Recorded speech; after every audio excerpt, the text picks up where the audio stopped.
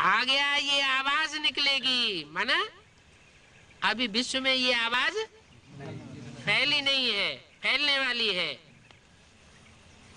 और ये आवाज निकलेगा कि यही है, यही है, यही है।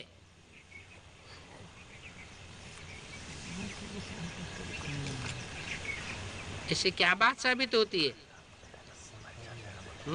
यही है, यही है का मतलब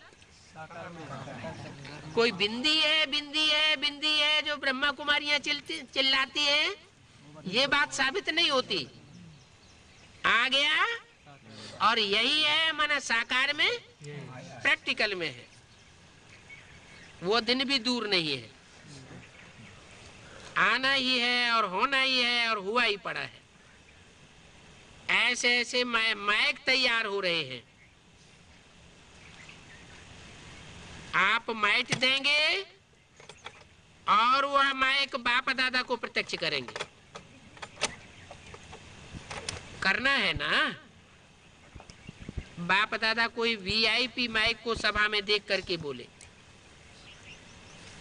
यह माइक बैठी है ना, बढ़िया माइक है। ऐसे माइक निकलेंगे जो आपको सिर्फ दृष्टि देनी पड़ेगी।